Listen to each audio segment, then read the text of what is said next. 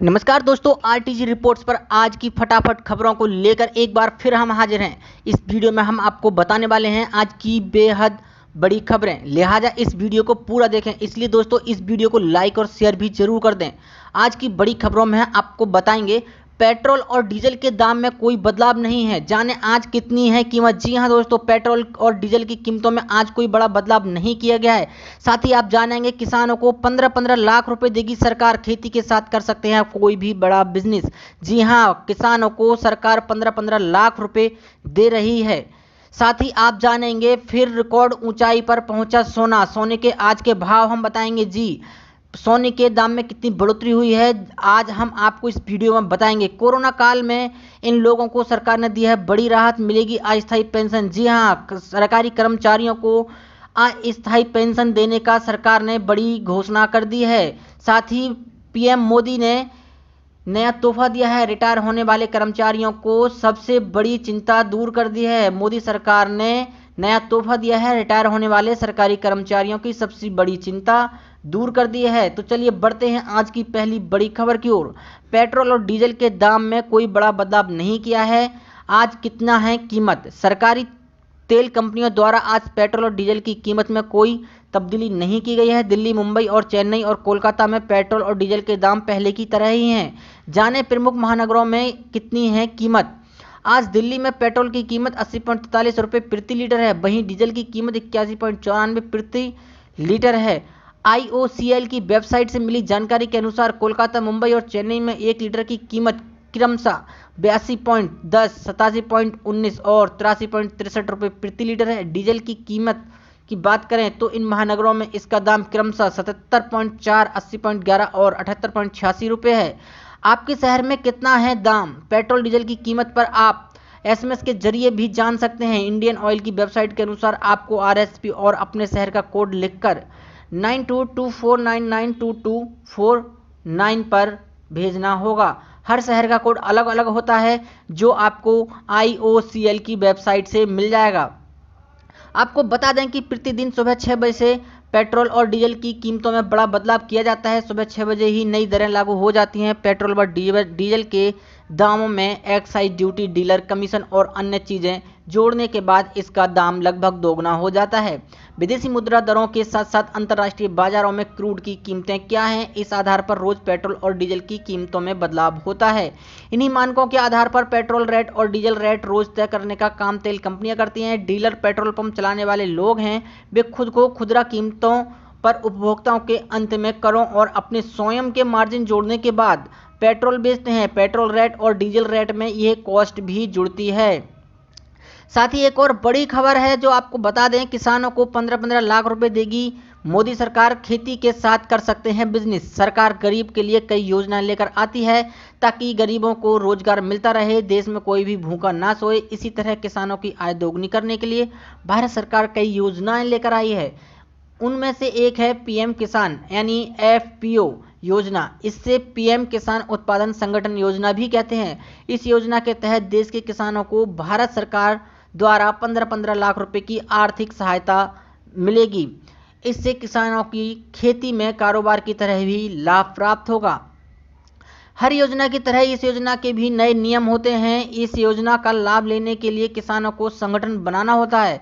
इस योजना के तहत मैदानी इलाके में काम करने के लिए 300 किसानों का संगठन बनाना होगा। पहाड़ी इलाकों में 100 किसानों का संगठन होना चाहिए। इसके लिए पहले कम से कम 11 किसानों को संगठित होकर अपनी एग्रीकल्चर कंपनी या संगठन बनाना होगा।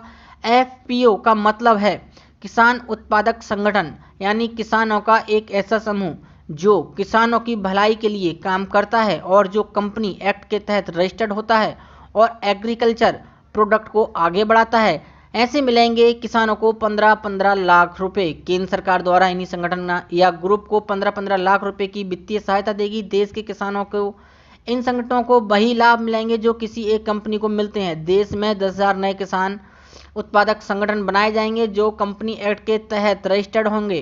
केंद्र सरकार संगठन के काम को देखने के बाद 15-15 लाख रुपए की सहायता देगी। इस सहायता की पूरी राशि 3 वर्षों में मिलेगी। इस योजना के तहत संगठनों से जुड़े किसानों को अपनी उपज के लिए बाजार मिलेगा। उनके लिए खाद, बीज, दवाई और कृषि और औजार जरूरी सामान खरीदना आसान होगा, किसान बिचौलियों से मुक्ति मिलेगी। FPO सिस्टम में किसानों को फसल का अच्छा रेट मिलेगा, इससे उनका आय काफ़ी बढ़ सकता है।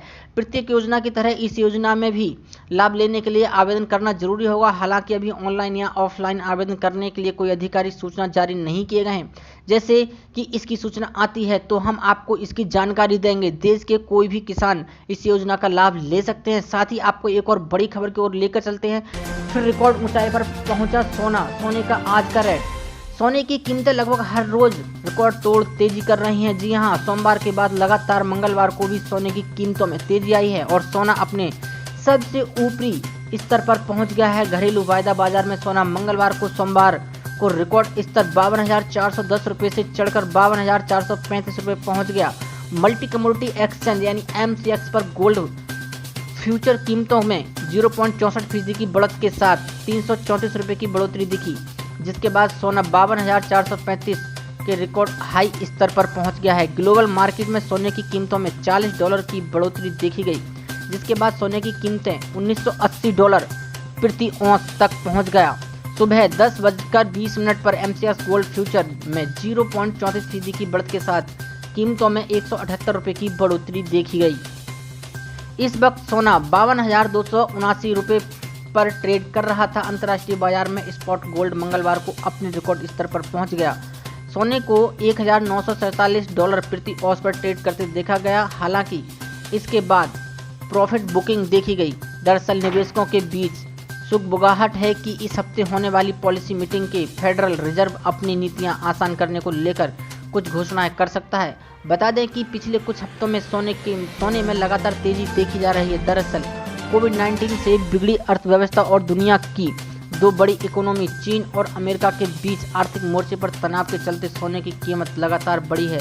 मुश्किल वक्त में अमूमन निवेशक जोखिम वाले निवेश को छोड़कर सोने की ओर ही रुख कर रहे हैं। घरेलू बाजार में गोल्ड की कीमत में तेजी के चलते मांग घटती हुई दिख रही है। वहीं सोने के आभूषणों में सेल्स टैक्स और मेकिंग चार्ज की वजह से देश में इसकी कीमतें अलग अलग भी हो सकती हैं। बता दें कि मार्च से ही घरेलू कमोडिटी एक्सचेंज पर ट्रेडिंग के वक्त को कम कर दिया है। वहीं मंगलवार को घरेलू स्टॉक मार्केट में भी तेजी देखी गई है। ऑटो और IT कंपनियों को शेयर में तेजी आई है। इसके पीछे अमेरिका की ओर से आर्थिक मोर्चों पर संभावित राहत देने की संभावना है। साथ ही लेकर चलते हैं आपको एक और बड़ी खबर की ओर। कोरोना काल में इन लोगों को सरकार ने दिया बड़ी राहत, मिलेगी अस्थायी पेंशन। कोरोना संकट काल में लोगों की नकदी संकट को दूर करने के लिए सरकार ने कई उपाय किए हैं। इसी के तहत सरकार ने एक और अहम फैसला लिया है। इस फैसले का फायदा उन लोगों को होगा जो कोरोना काल में रिटायर हो रहे हैं या होने वाले हैं। आइए इसके बारे में विस्तार से जानते हैं।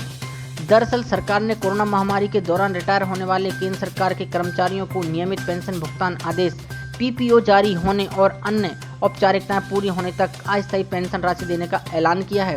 केंद्रीय मंत्री जितेंद्र सिंह ने इसकी जानकारी देते हुए कहा, मोदी सरकार के सत्ता में आने के बाद से पेंशन और पेंशनभोगी कल्याण विभाग को नया रूप दिया गया है। इसे उस रूप से तैयार किया गया है जिसके बाद संबंधित कर्मचारी को बिना किसी विलंब के रिटायरमेंट के दिन से ही नियमित पेंशन भुगतान आदेश PPO दे सके। हालांकि कोविड-19 महामारी और लॉकडाउन के कारण दफ्तर के काम में बाधा से इन दौरान रिटायर होने वाले कुछ कर्मचारियों को PPO नहीं जारी किया जा सका है। केंद्रीय मंत्री के मुताबिक मौजूदा सरकार पेंशनभोगी और वरिष्ठ नागरिकों को लेकर संवेदनशील है, इसलिए CCS पेंशन नियम 1972 के तहत नियमित पेंशन भुगतान में विलंब से बचने के लिए नियम में छूट दी जा सकती है।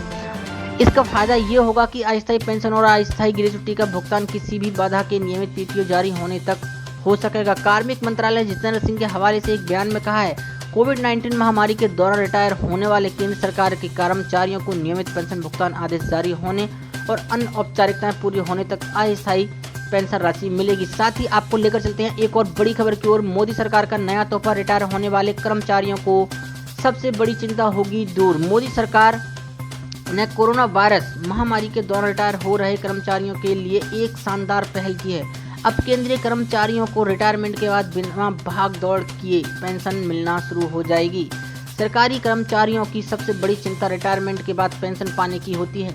पेंशन शुरू करवाने के लिए इन कर्मचारियों को कई बार सरकारी दफ्तरों के चक्कर काटना होता है। मोदी सरकार ने कोरोना वायरस महामारी के दौरान रिटायर हो रहे कर्मचारियों के लिए एक शानदार पहल की है। अब केंद्रीय कर्मचारियों को रिटायर होने के बाद बिना किसी भागदौड़ किए पेंशन मिलना शुरू हो जाएगी। केंद्रीय मंत्री जितेंद्र सिंह ने सोमवार को कहा कि कोविड-19 महामारी के दौरान रिटायर होने वाले केंद्र सरकार के कर्मचारियों को नियमित पेंशन भुगतान आदेश पीपीओ जारी होने और अन्य औपचारिकताएं पूरी होने तक अस्थायी पेंशन राशि मिलेगी। उन्होंने कहा है कि महामारी और लॉकडाउन को देखते हुए ये निर्णय लिया गया है। सरकारी कर्मचारियों को मुख्य कार्यालय में पेंशन फॉर्म जमा करने में कठिनाई हो सकती है या हो सकता है वे सर्विस बुक के साथ दावा फॉर्म भौतिक रूप से संबंधित वेतन और लेखा कार्यालय में जमा करवाने की स्थिति में ना हो। खासकर दोनों कार्यकाल अगर अलग अलग शहरों में स्थित हैं तो यह समस्या और बढ़ जाती है।